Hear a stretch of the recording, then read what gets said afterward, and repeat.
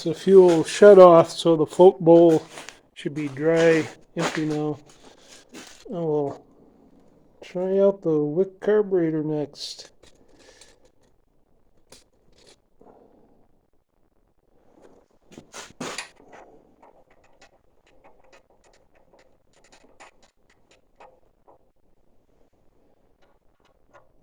I use this for adjusting it. Probably just leave it open a little bit. Turn on the fuel, just crack it open. This is a drip feed. And I'll turn the valve on. And we'll see if it'll start up.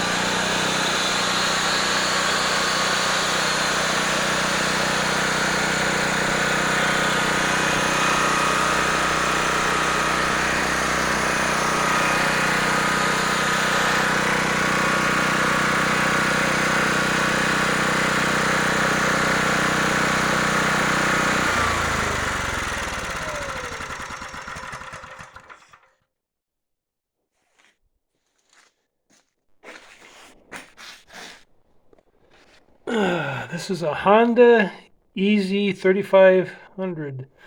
It's 3500 watt generator. I'm not quite sure on the size of the engine. I have to check on that. But on this muffler, they got a heat shield. And what I did is I covered up the vents with aluminum tape. That's a little bit hot yet. And the air will enter underneath, and I can pipe it out into the Wick evaporator. It doesn't get extremely hot. I think it's maybe under 100 degrees. But it seems to be running pretty close to the same temperature as when I'm running on the regular carburetor.